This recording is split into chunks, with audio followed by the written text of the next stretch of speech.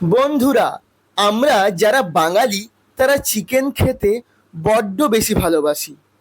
আমি যখন ছোট ছিলাম তখন আমাদের বাড়িতে প্রতি রবিবার দুপুরবেলায় চিকেন রান্না হতো।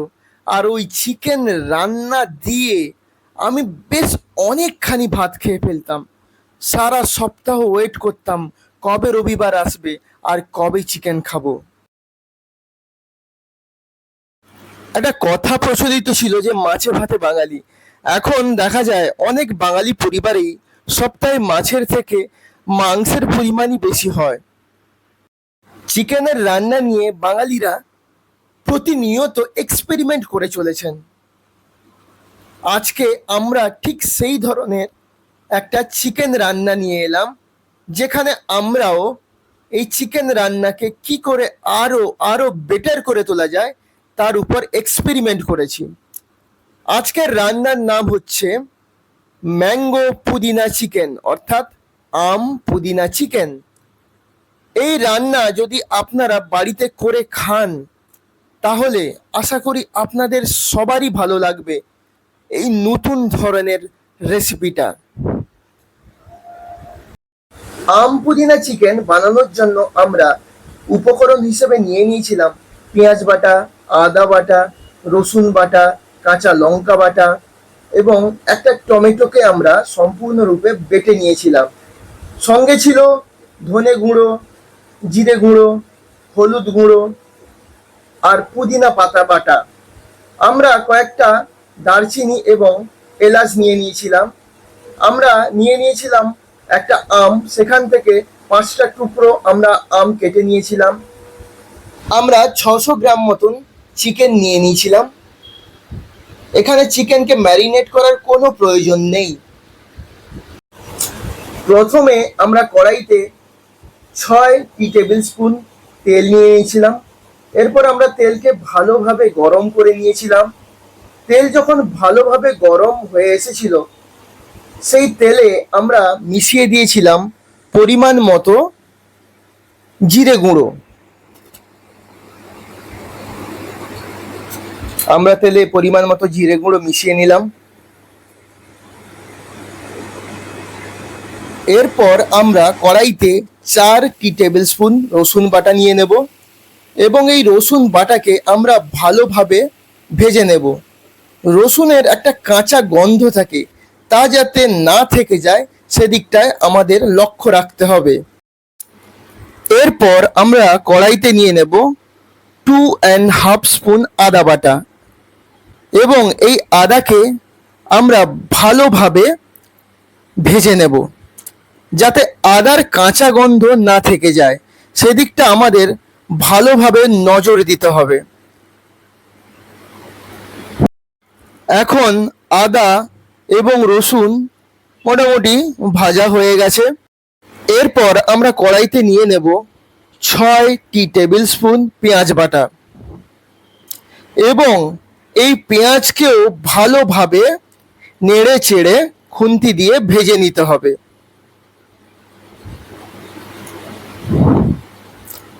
এখন আমরা কড়াইয়ের মধ্যে পেঁয়াজ বাটা নিয়ে নিলাম।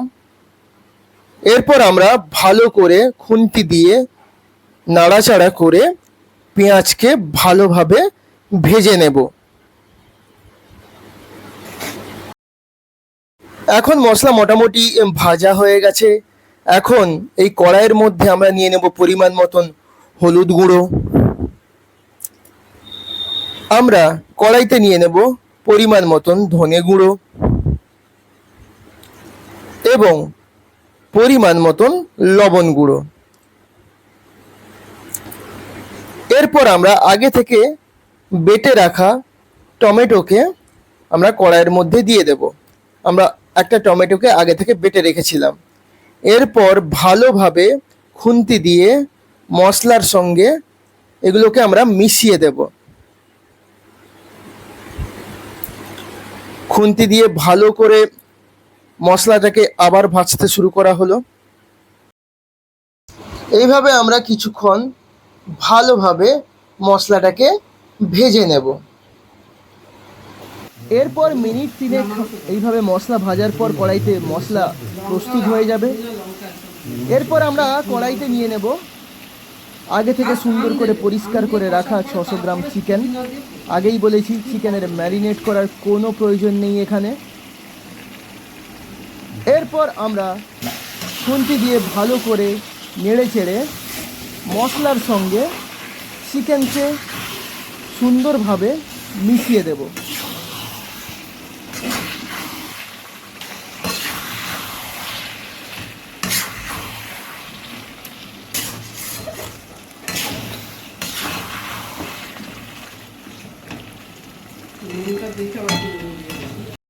এরপর আমরা চিকেনটাকে মিনিট 10-এর জন্য চাপা দিয়ে দেব, যাতে চিকেন থেকে জল বেরিয়ে আসে এবং চিকেনটা ভালোভাবে সুসিদ্ধ হয়ে যায়।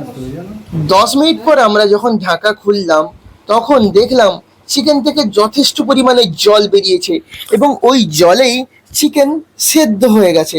বাইরে থেকে আলাদা কোনো জল এখানে দেওয়াই হয়নি, যাকে বলে মাছের তেলে মাছ ভাজা। এখানে চিকেনের জলেই চিকেন সেদ্ধ হয়ে গেছে। এরপর আমরা চিকেনে দিয়ে দেব 2 চামচ মতো কাঁচা লঙ্কা বাটা। এরপর আমরা 5টা আমের টুকরো নিয়ে চিকেনের সঙ্গে ভালোভাবে মিশিয়ে দেব। আমরা চেষ্টা করব যাতে আমের টুকরোগুলো পুরো চিকেনের নিচে চলে যায়, তাতে আমের টুকরোগুলো তাড়াতাড়ি সেদ্ধ হয়ে যাবে। এরপর আমরা কড়াইতে পুদিনা পাতা বাটা দিয়ে দেব। আগে থেকে আমরা ফ্রেশ পুদিনা পাতা নিয়ে তাকে বেটে রেখেছিলাম।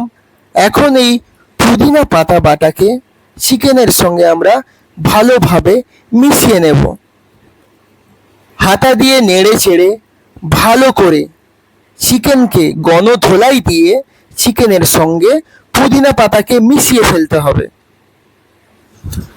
এরপর পুদিনা পাতাকে চিকেনের সঙ্গে ভালোভাবে মেশানো হয়ে গেলে আমরা মিনিট 10 ঢাকা দিয়ে কড়াইতে আমরা চাপা দিয়ে দেব, যাতে চিকেন সুসিদ্ধ হয় এবং আমটাও ভালোভাবে সেদ্ধ হয়ে চিকেনের সঙ্গে মিশে যায়। 10 মিনিট পর যখন ঢাকা খোলা হলো তখন দেখা যাচ্ছে চিকেনের কালার পুরোপুরি চেঞ্জ হয়ে গেছে এবং চিকেন থেকে একটা ডেলিশিয়াস স্মেল বেরোচ্ছে, যা আমাদের পেটের খিদেকে কয়েক গুণ বাড়িয়ে দিয়েছিল। এবারে আমরা খুন্তি দিয়ে নাড়াচাড়া করে ওই চিকেনের মধ্যে আম গোটা থেকে গেছে কিনা দেখে নেব। আমরা নাড়াচাড়া করার পর বুঝতে পারলাম ওই চিকেনের মধ্যে এখন গোটা আমের কোনো অস্তিত্বই নেই। এখন যদি আমের স্বাদ নিতে হয় তাহলে একমাত্র উপায় হচ্ছে জিভ দিয়ে এই চিকেনের রেসিপিটাকে টেস্ট করা। এখন আপনারা দেখতে পাচ্ছেন